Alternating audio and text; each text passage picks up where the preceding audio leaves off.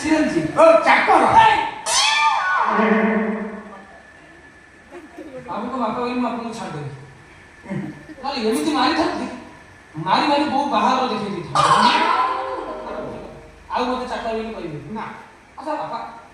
ଆପଣଙ୍କୁ ଆମ ବାବୁ ଏଇ ଅବସ୍ଥାରେ ରଖିଛନ୍ତି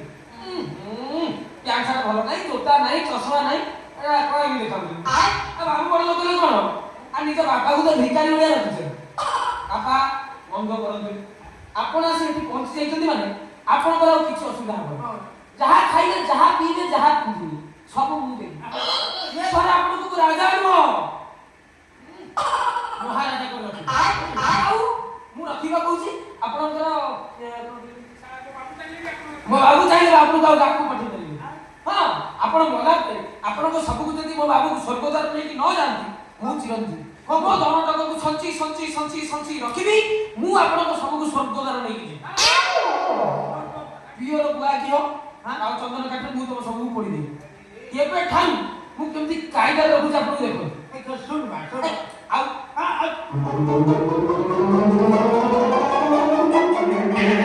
ଘଟଣା କଣ ମୁଁ କିଏ କାହିଁକି ଆସିଲି କଣ ପାଇଁ ଆସିଲି ସେସବୁ କଥା କିଛି ବୁଝି ନାହିଁ କଣ ବାବୁଙ୍କ ବାପା ବୋଲି କହିଯିବି ଚାଲିଗଲା ମୋର ତ ପୁଅ ପୁଅ ନାହିଁ ଇଏ କାଗଜ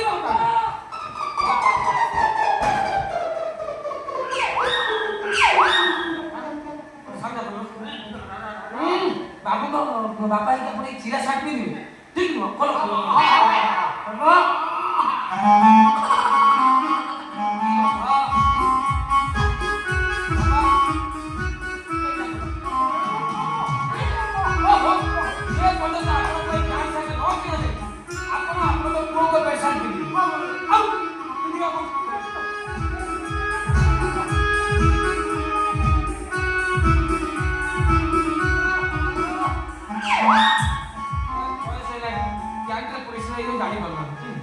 अच्छा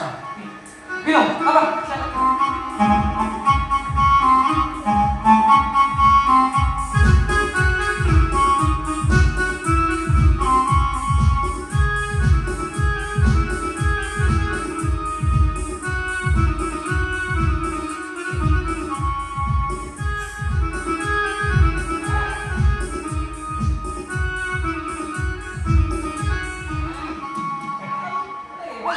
अब डॉक्टर दिग्विजय दास फरमानଙ୍କର ବାପା ବୋଲେ ଆଚ୍ଛା ବାପା ମଟନ ବିରିୟାନୀ ହଜମ କରିପାରିବେ ଗାଉଁଲି ଲୋକ ବୟସରେ କଣ ହେଲା ଇଟା ପତ୍ର ଖାଇକି ହଜମ କରିଦେବ ଆଚ୍ଛା ବାପା